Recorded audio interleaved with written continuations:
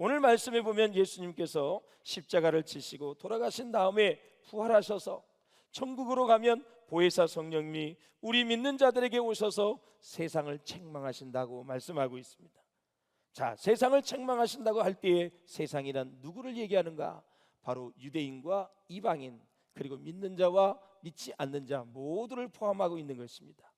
자, 그럼 책망이란 무엇일까요? 책망이란 그릇된 생각을 꾸짖어서 바로잡아 주신다는 그런 말씀입니다. 잘못 생각하고 있는 점을 깨닫게 하신다는 그런 말씀이에요. 사랑하는 여러분, 그러니까 성령님께서 우리에게 오시면 내가 잘못 생각하고 있는 것을 꾸짖어서 올바르게 진리를 깨달아 알게 하신다라는 그런 의미예요.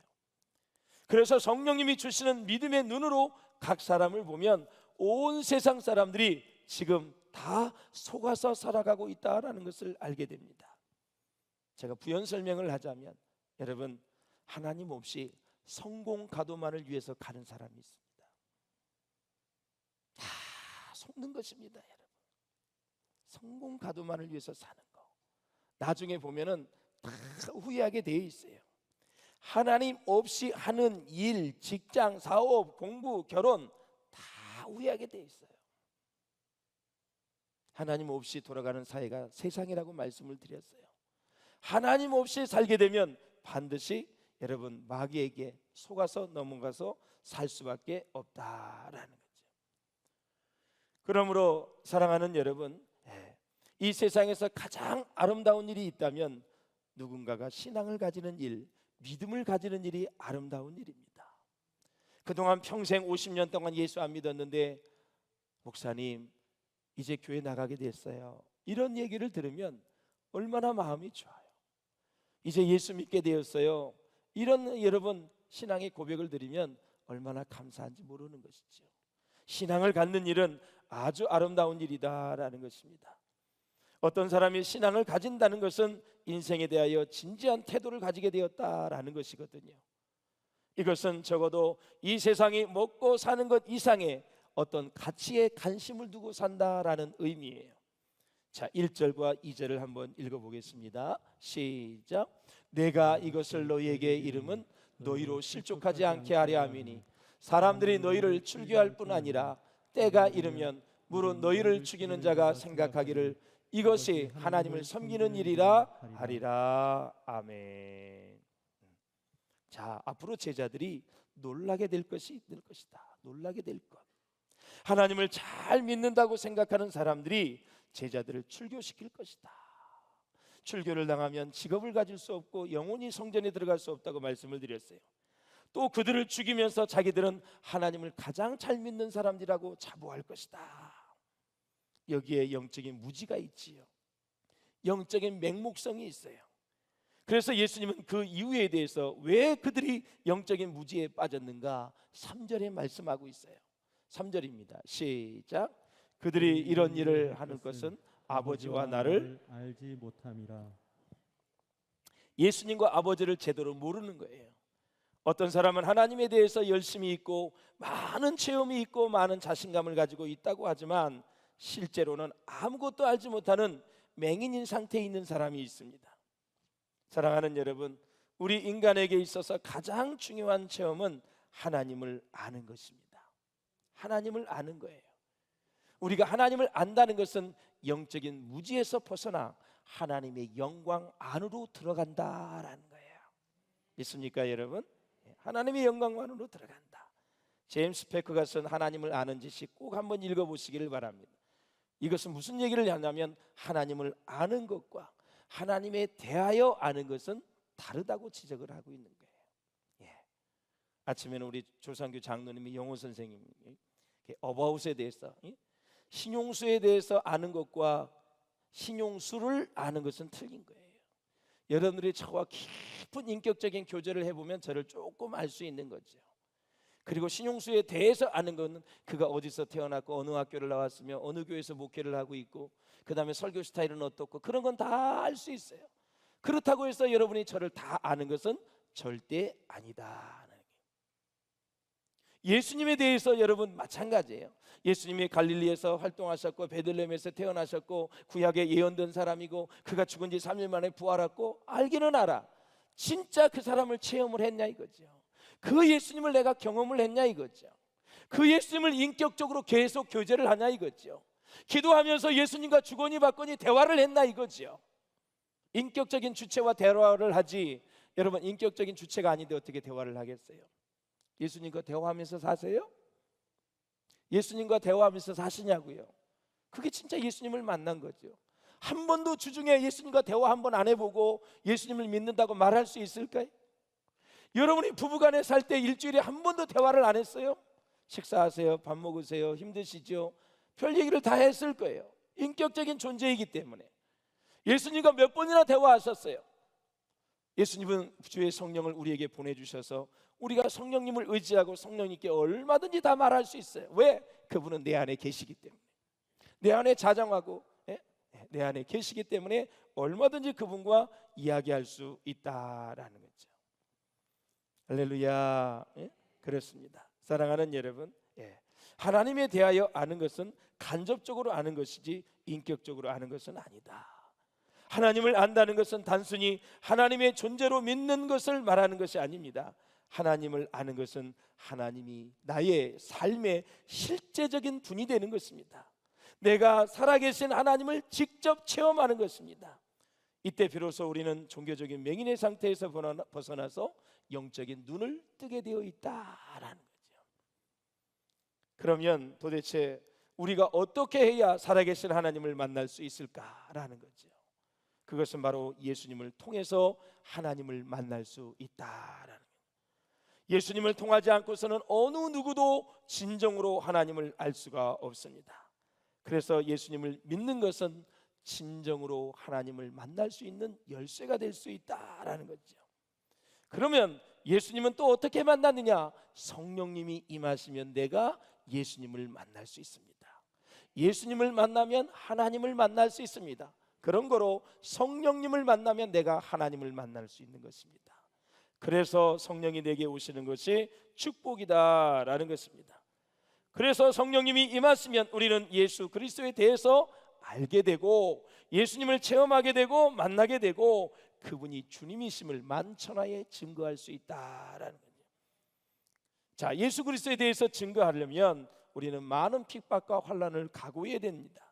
2절을 한번 읽어보실까요? 시작. 사람들이 너희를 출교할 뿐 아니라 때가 이르면 물은 너희를 죽이는 자가 생각하기를 이것이 하나님을 섬기는 일이라 아리라. 아멘. 자, 예수 그리스도를 증거하다가 출교를 당하고 목숨까지 잃게 되는 것이 바로 기독교의 역사이죠. 기독교는 순교를 통해서 계속해서 변화시켜 왔습니다. 그래서 우리가 핍박이나 환난을 당할 때 이길 수 있는 방법은 오직 하나입니다. 성령 충만입니다. 성령 충만이 예수 충만입니다. 예수 충만이 말씀 충만입니다. 말씀 충만하게 되면 믿음이 충만하게 됩니다.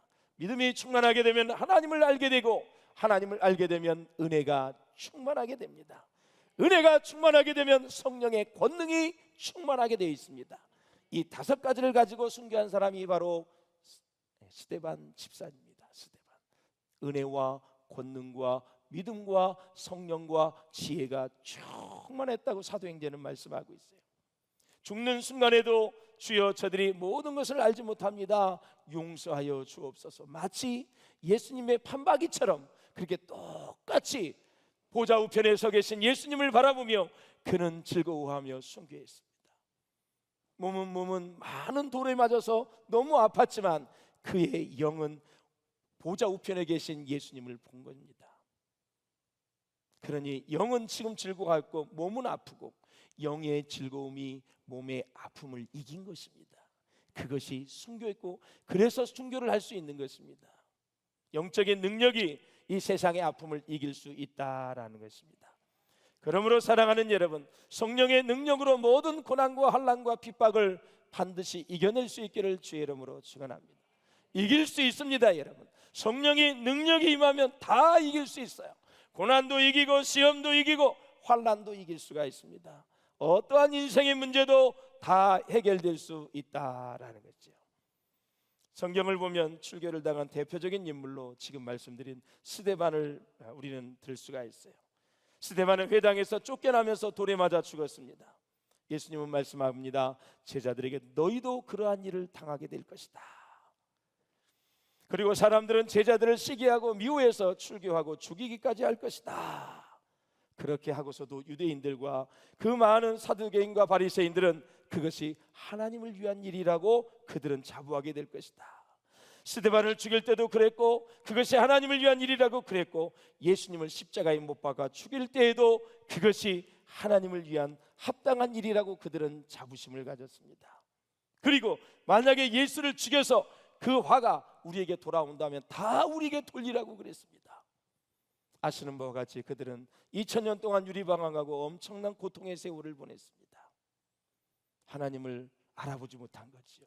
예수님을 하나님으로 인정하지 않아서 그런 어리석은 짓을 했다라는 거죠. 그래서 예수님에 대해서 아는 것과 예수님을 믿는 것은 다릅니다. 바울처럼 다메섹에서 예수를 만났어요. 예수 믿는 사람을 잡아 죽이려고 했어요. 그런데 가다가 예수를 만나니까 예수 믿는 사람을 잡아 죽이려고 하는 것이 아니라 그 사람이 얼마나 존귀한지 얼마나 소중한지를 깨달았어요. 그래서 그는 바리새파 중에 바리새인이었지만 영적인 눈이 띄어져서 예수님을 만나니 그는 예수님의 사도가 되었고 그렇게 위대한 인생을 살 수 있었다라는 것입니다. 사랑하는 여러분, 그렇습니다. 오늘날 하나님을 잘 섬긴다고 하는 사람들 중에서도 하나님의 마음을 심히 괴롭게 하는 사람들이, 하나님의 뜻과는 관계없는 삶을 살고 있는 사람들이 적지 않게 많이 있다라는 사실입니다. 지금 내가 하고 있는 일들이 진짜 과연 하나님을 위한 일인가? 지금 내가 하고 있는 일들이 진정 교회를 위한 일인가? 내가 지금 말하고 행동하는 것이 진짜 교회를 위한 일인가? 한번 생각해 볼 수 있기를 주의 이름으로 부탁을 드리겠습니다. 인생에는 세 가지 본질적인 질문이 있습니다.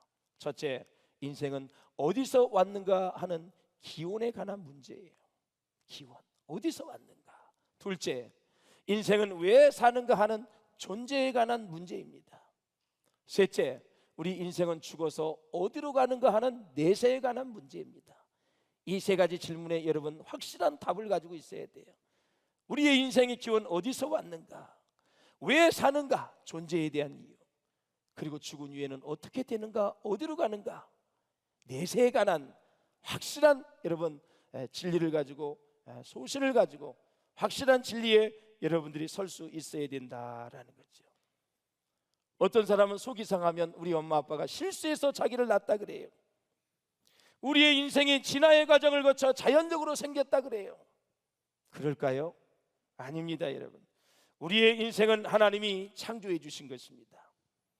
여러분, 사람이 먹기 위해만 여러분 사는 것이 아닙니다. 종족 번식을 위해서만 사는 게 아니에요. 일하기 위해서만 사는 게 아니에요. 궁극적으로 사람은 하나님의 영광을 위해서 살도록 만드신 거예요. 이 세상에 사는 사람의 삶의 목적이 뭐예요? 하나님을 영화롭게 하고 그 하나님을 즐거워하는 것이 인생의 목적이라고 웨스트민스터 소요리 문답 제1조에 나와 있어요. 우리 성결교회 헌법에도 하나님을 영화롭게 하고 그분께 영광을 돌리고 그분을 즐거워하는 것 자체가 우리의 삶의 목적인 것이죠. 진정 하나님으로 인해서 즐거워하고 계십니까, 여러분? 삶의 목적이 하나님의 영광이다라는 사실이죠. 혹시 여러분 정말 눈물로 오세요. 예배 생활에 방해가 안 됐으면 좋겠어요. 우리의 인생이 얼마나 소중한 존재인데 우리가 어디다 시간을 써야 될지 하나님 깨닫는 은혜가 있기를 주의 이름으로 축원합니다. 설교하는 시간에도 시간이 흘러가고 있어요. 지금 짧은 인생 가운데 우리가 어떻게 시간을 활용하고 어떻게 살아야 될지 은혜가 있으시기를 주의 이름으로 축원을 드립니다. 사랑하는 여러분, 사람은 죽은 후에 심판이 있고 반드시 천국과 지옥으로 가게 되어 있습니다. 그래서 제가 그랬어요. 믿지 않는 사람들은 수많은 재산을 물려줘도 그 아버지도 지옥 갔고 그 할아버지도 지옥 갔고 그 자손도 지옥을 간다. 무슨 재산이 물려주는 의미가 있느냐? 자, 그러면 하나님을 믿는 사람들은 아버지가 자손에게 물려줬어. 그래서 그것을 하나님 영광을 위해서 쓰고 그러면 다 천국에서 또 만나. 하늘에 상급이 있어. 이건 완전히 다른 인생이에요. 할렐루야.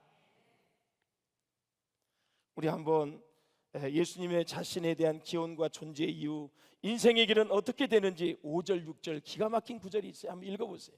시작. 지금 내가 나를 보내신 이에게로 가는데 너희 중에서 나더러 어디로 가는지 묻는 자가 없고 도리어 내가 이 말을 함으로 너희 마음에 근심이 가득하였도다. 아멘. 예수님이 어디로 가시는지에 대해서 확실하게 모르는 제자들은 마음에 근심이 생긴 거예요. 근심이 됐어요. 예수님은 제자들에게 왜 묻지 않느냐고 말씀합니다. 야, 너희들 왜 내가 어디로 가는지 궁금하지 않아? 왜 안 물어? 물어보면 진리를 얘기해 주거든요. 어디로 가?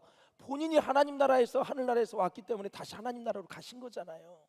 나 그쪽으로 가니까 잠시 후에 너희 살다가 거기서 만나자 하실 얘기가 많은데 묻지 않고 근심만 하는 거예요. 왜? 어디로 가는지를 모르기 때문에 그래요. 다시 말씀을 드리면 예수님이 가시면 자기들은 어떻게 되는지 물으라고 하시는 것입니다. 그 이유가 도대체 뭘까? 예수님이 가시고 난 후에 제자들에게 어마어마한 축복이 임하기 때문에 그래요.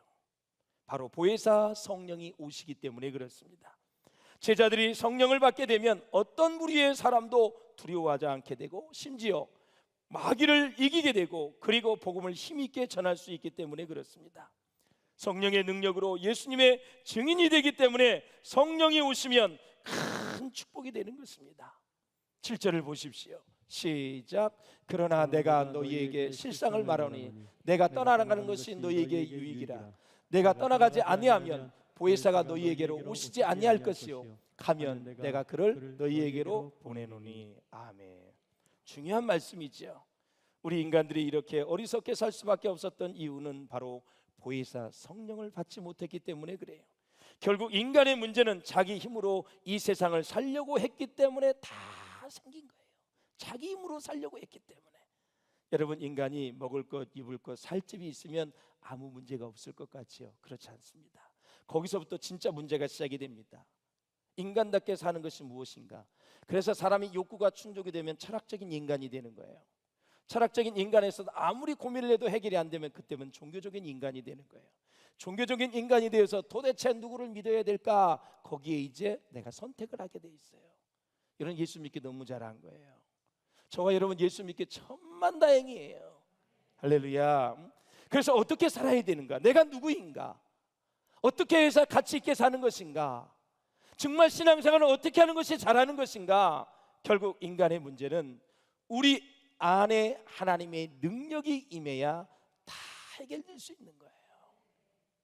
믿을 수 있기를 주의 이름으로 축원합니다. 사실 우리 인생의 문제가 아무리 복잡하고 어렵더라도 그 내용을 잘 파악한다면 불안감이 다 사라질 수밖에 없지요. 우리가 죽은 후에 천국으로 간다는 진리를 알고 나면 죽음에 대해서 두렵지 않게 생각할 수 있습니다. 사람들은 이별에 대해 좋지 않게 생각을 하지요. 또 그 이별에 대해 슬퍼하는 것이 일반적입니다. 그러나 예수님이 떠나시는 것이 제자들에겐 유익이고 온 인류에게는 큰 복이다라는 거죠. 왜? 성령님이 오시면 놀라운 지식과 권세와 능력을 우리에게 주셔서 세상을 이기게 하기 때문에 그래요. 그런데 우리 예수님이 오셔서 뭐라고 그래요? 8절에 보면 그가 와서 죄에 대하여 의에 대해 심판에 대해서 세상을 책망하시겠다 그랬어요. 사랑하는 여러분, 성령님이 아니라 예수님이 계속해서 복음 활동을 한다고 하면 자, 지금으로부터 우리는 타임머신을 타고 2000년 전에 가야 돼요. 갈릴리 바다로 가야 돼요. 500년의 예수님이 기적을 베풀고 있어요. 거기 갔는데 내가 예수님을 직접 만날 수 있나요? 2만 명이 넘는 사람인데 만날 수 있어요? 죽은 나사로가 지금 살아나는 기적의 현장에 얼마나 사람들이 많이 모였어요. 내가 직접 만날 수 있냐고요. 그분이 5대양 6대주를 다 돌아다니면서 복음을 전한다고 생각하면 할 수도 없고 만날 수도 없어요. 여러분, 그분이 오기 전에 우리는 죽어요. 돌다 보니까 몇백 년이 걸려. 그러다 보면 기다려도 못해 79세에 죽어 90세에 죽어 만날 수가 없는 거예요. 그래서 예수님이 여러분 떠나가야 보혜사 성령을 보내주셔야 우리에게 복인 거예요. 성령님은 동시에 지구촌에 70억의 인구를 동시에 만날 수 있어요. 동시에 만나줄 수 있어요. 문제 해결해 줄 수 있어요. 구원해 줄 수 있어요. 모든 절망 가운데 있는 사람을 다시 일으켜 세울 수 있어요. 환난 날에 나를 부르라. 내가 너를 건지리니 네가 나를 영화롭게 한다 그랬어요. 그분께 나아가기만 하면, 하나님께 붙잡힌 바 되면 우리는 환난에서 벗어날 수 있어요. 그래서 성령이 오셔야 우리에게 유익이라는 말이 바로 그 말씀이에요. 그러면 성령이 오시면 뭐예요? 바로 죄를 깨닫게 하시는 거예요. 죄를 깨닫게 하신다. 회개는 모든 것의 출발점입니다. 회개해야 은혜를 주시고 중생하고 천국을 우리가 소유할 수 있다라는 거예요. 인간은 죄와 허물이 많고 교만하고 불순종하는 존재입니다. 성령님은 닫혀있는 마음의 문을 계속 두드려서 열게 하십니다. 인간은 자기가 죄인이 아니고 교만하지도 않다고 하는 그런 생각을 가지고 있는데, 그런 생각, 철옹성과 같은 그 내면의 세계를 뚫고 들어가서 내 마음에 들어오시는 분이 예수 그리스도이다. 그러니까 감사하셔야 돼요. 여러분 고집 세잖아, 아집 있잖아요, 욕심쟁이잖아요. 저도 마찬가지예요. 아주 못됐잖아요, 마음이. 그렇죠? 착하지 않아요. 인간은 부패성이 있어요. 나쁜 짓을 많이 할 수 있는 사람이야. 그럼에도 불구하고 성령이 내 심령 속으로 뚫고 들어왔어요. 그래서 내 자신을 보게 했어요. 내 죄를 보게 했어요. 그래서 우리를 회개하게 만들고 바로 예수 그리스도를 나의 구주와 왕으로 주님으로 영접하게 해서 우리는 하나님의 자녀가 되었습니다. 얼마나 큰 축복이에요. 성령님이 그렇게 일을 하신다라는 거지. 둘째, 성령님은 의에 대하여 책망하신다라는 거죠. 우리 안에는 구원받을 만한 의가 전혀 없다는 것을 깨닫게 하시는 분이 성령님이에요. 그래서 예수님 자신이 의라는 거예요. 그래서 예수님을 믿으면 그의 믿음을 의로 여겨주신다 그랬어요. 세 번째, 사랑하는 여러분, 성령님은 심판에 대해서 책망하시고 깨닫게 해주신다. 세상에는 개인과 또 새 지구의 종말이 있어요. 우리가 젊었을 때는 영원히 죽지 않을 것처럼 막 살아요. 그러나 나이가 들고 몸이 아프고 자꾸 병원을 왔다 갔다 하면, 아, 인생 영원하지 않구나, 이거 인생 별거 아니네 깨닫게 되고, 중환자실에 들어가야 발목이 딱 묶여야 그때부터 지 인생을 후회하는 거예요. 그게 바로 인생이에요. 여러분 건강할 때, 여러분 정말 튼튼할 때, 시간이 있을 때 주의 일을 위해 애쓸 수 있기를 주의 이름으로 축원합니다. 성령님이 그것을 깨닫게 해주는 거예요. 너 인생 얼마 안 남았어 이놈아, 정신 차려. 어디다 신경을 쓰고 사는 거예요? 네 인생 얼마 안 남았다니까. 우리는 천국에서 선택돼서 이 땅에 소풍 왔다고 내가 지난주에 말씀을 드렸죠. 너 소풍 온 거야. 여기는 영원히 살 곳이 아니야. 조금 있으면 떠나야 돼. 소풍을 여러분 10박 11일 가는 사람이 있어요? 하루 잠깐 갔다 오는 거예요. 소풍은 그것을 바로 죽은 이후의 심판에 대해서 성령이 깨닫게 해주시는 거예요. 할렐루야. 사랑하는 여러분, 사람들이 하나님을 떠나면 그것이 죄인 것입니다. 사람이 하나님을 떠나면 그것이 죄인 것입니다. 여러분 하나님을 떠나지 않기를 주의 이름으로 축원합니다. 사람들이 하나님을 잊으면 그것이 죄가 되는 거예요.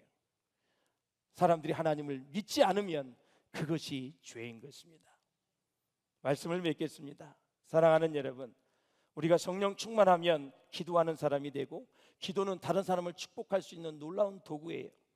토마스 브라운이라는 영국의 의사가 있었는데 계속적인 축복의 기도를 드린 인물로 유명한 사람입니다. 그 기도문을 읽고 설교를 마무리하겠습니다. 그 기도 내용이 이렇습니다. 나는 더 많이 기도하고 항상 기도하고 조용한 곳은 어디에서나 그곳이 집이 됐든 대로가 됐든 신장로가 됐든 간에 기도하기로 결심하였다. 따라서 이 도시의 모든 길과 신장로가 내가 하나님을 결코 잊지 않았다고 입증할 수 있게끔 조용한 곳에선 어디서나 기도하기로 작정하였다. 또한 나는 지나가는 길에 교회가 보이면 그곳에서 하나님께서 진정으로 경배되고 그 안에 영혼들이 구원받게 되기를 위해 기도하기로 작심하였으며, 매일같이 나의 병든 환자들과 다른 의사들의 환자들을 위해 기도하기로 결정하였다. 게다가 나는 어느 가정을 방문하든지 하나님의 평안이 이곳에 거하소서라고 축복을 빌기로 결심하였으며, 설교를 들은 후에는 하나님의 진리와 하나님의 종 위에 하나님의 축복이 임하기를 간구하기로 마음먹었다. 그 밖에도 나는 아름다운 여인을 보면 하나님의 창조의 솜씨에 찬송을 드리고, 하나님께서 그 여인의 마음을 아름답게 하셔서 안과 밖에 일치되도록 해달라고 간구하고, 불구인 사람을 보면 온전한 영혼을 주시고 그리하여 점차 부활의 아름다움을 갖게 해달라고 하나님께 간청하기로 작정하였다. 나는 평생 내 자신을 축복하고 남을 축복하기로 결심했다라는 거죠. 성령을 받게 되면 기도로서 사는 사람을 축복할 수 있다라는 것이죠. 한 주간도 성령님이 함께 하셔서 많은 사람들을 축복하는 복된 한 주간 되시기를 바라고, 성령님의 일하심을 날마다 목도하고 체험하는, 경험하는 저와 여러분 될 수 있기를 다시 한번 주의 이름으로 축원합니다.